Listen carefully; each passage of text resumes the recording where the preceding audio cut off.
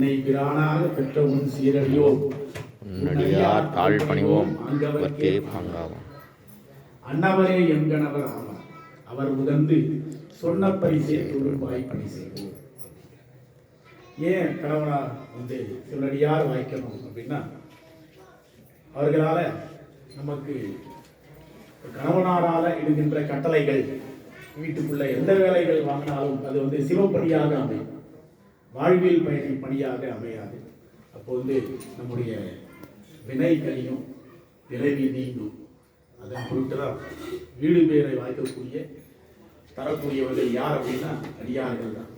அடியார்கள் மூலயமா தான் நம்முடைய வீடு பேரு நமக்கு கிடைக்கும்ங்கிறதுனால அப்படி பெண்கள் இறைவன்கிட்ட திருவடி விழுந்து வணங்கி கணவனராக வாய்க்கக்கூடியவர்கள் ஒரு சிவனடியாராக இருக்கணும் அப்படின்னு சொல்லிட்டு அவர்கள் சொன்ன பணியை நாங்கள் மனதால் எந்த வகையிலையும் தற்காலம் விட்டாமல் நாம் செய்வோம் அப்படின்னு சொல்லிட்டு இறைவன்கிட்ட பணிந்து நிற்கிறாங்க. அதுதான் நம்ம கேட்கக்கூடிய, இறைவன்கிட்ட விண்ணப்பம் வைக்கக்கூடியது அதுவாக தான் இருக்கணும். அடுத்து 19வது பாடல்ல சொல்லும் பொழுது, உன் கையில் பிள்ளை உனக்கே அடைக்கலம் என்று அங்க பழஞ்சொல் புதுக்கும் என் அச்சத்தால் எங்கள் பெருமான் உனக்கு ஒன்று உரைப்போம் கேள். பெருமான்கிட்ட திருப்பியும் விண்ணப்பம் வைக்கிறாங்க. எம் கொங்கை நின் அன்பர் அல்லார் போல் செய்தற்க, எம் கை உனக்கு அல்லாத எப்படியும் செய்யற்க.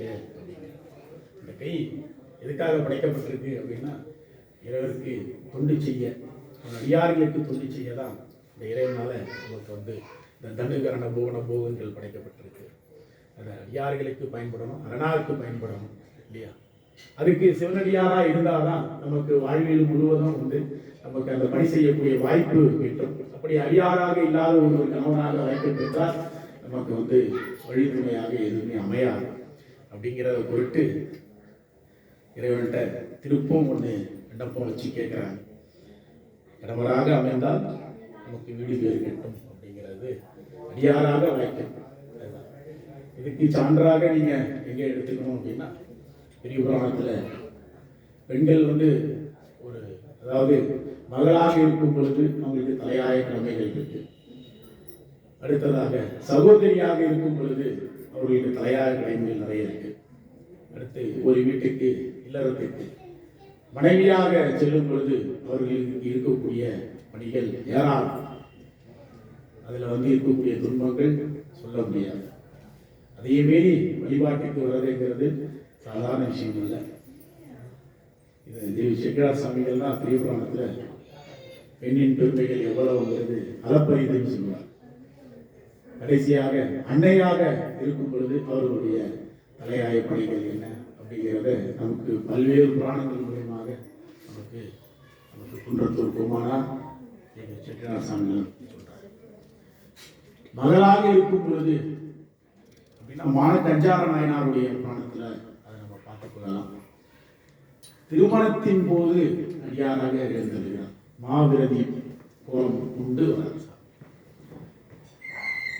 அந்த நேரத்தில் அவர் கேட்கக்கூடியது பஞ்சவடிக்கு நம்மையாருடைய கூந்தல் கேட்கிறார்.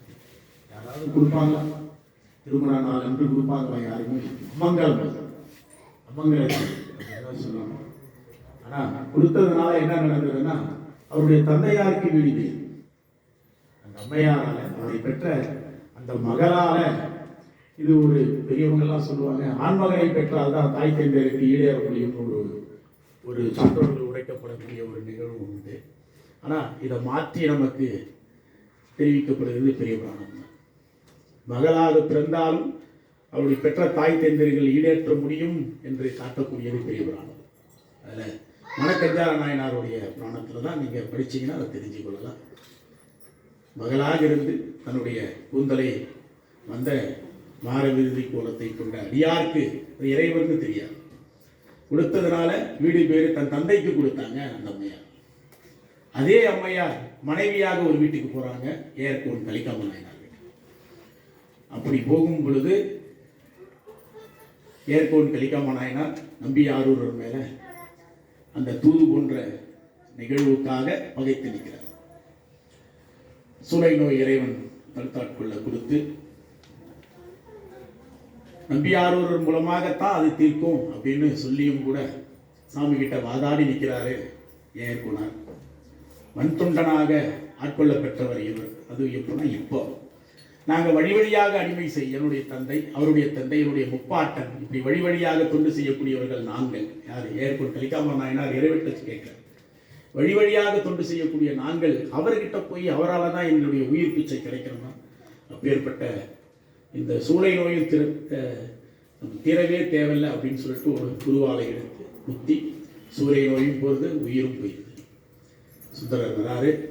வரும் பொழுது என்ன நடக்குது அப்படின்னா, அந்த அம்மையார் மானக்கஞ்சார நாயனாருடைய மகளார் இல்லையா, அதனால் ஒரு பரமாச்சாரியாரில் ஒரு அடியார் அப்படின்னும் பொழுது ரொம்ப பெரியவர் வராருங்கிறதுனால அந்த இறந்தவருடைய தன் கணவனாருடைய உடலை மறைத்து வீடையெல்லாம் அலங்காரம் செய்யப்பட்டது. இது யாராலும் செய்ய முடியுமா அப்படின்னா செய்ய முடியாது. அப்படி அவரை வரவேற்று ஆசனத்தில் அமர்த்தி பண்ண வேண்டிய அந்த சிலமாறு பூசைகள் அனைத்தையும் செய்து, அதனால வீடு பேரு ஏற்போர் கலிக்காமன். சுந்தரரால் இழந்த அந்த உயிர் மீண்டும் சுந்தரராலே பெறப்பட்டது. இது மனைவியாக இருக்கும் பொழுது அவருக்கு வீடு பேர். சகோதரியாக அப்படின்னு எடுத்துக்கிட்டீங்கன்னா நம்முடைய நாவுக்கரசர் பெருமானை தான் எடுத்து. திலகவதி அம்மையார், இந்த அம்மையார் இல்லைன்னா நமக்கு 4, 5, 6 திருமுறைகள் இல்லை, சொல்லுக்கு அரசர் இல்லை இல்லையா. அவரும் தானும் உயிர் துறப்பேன்னு சொல்லும் பொழுது அவருக்காக தன்னுடைய, அதாவது புராணத்தில் சொல்லும் பொழுது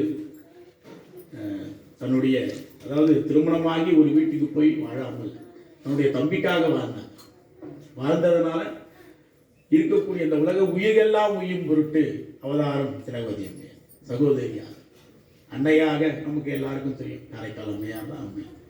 தாயுமிலி தந்தையிலி தான் தனிய நாயிடும் என்று சொல்லக்கூடிய ஈசர்க்கே அன்னை. இதை சொல்றது யார் அப்படின்னா பெருமானே சொல்றாங்க, என்னுடைய அன்னை அப்படின்னு பிராட்டியாருக்கு சொல்றாங்க. அப்படியாக ஒருத்தரையும் எடுத்தோம்னா பெண்களுக்கு பொறுப்புகள் ரொம்ப அதிகம். அதனால தான் குடும்ப விளக்குன்னு சொன்னது காரணம் கூட. அவங்க ஒருத்தர் சைவத்துக்கு வந்தாங்கன்னா அவங்க இருக்கக்கூடிய தலைமுறைகள்லாம் தலைக்கும். அதில் எந்த மாற்றமும் இல்லை. இது பெரிய புராணத்தின் மூலியமாக தான் நம்ம அறிந்து கொள்ள முடியும் பெண்ணின் பெருமைகள்லாம் ஏராளமாக.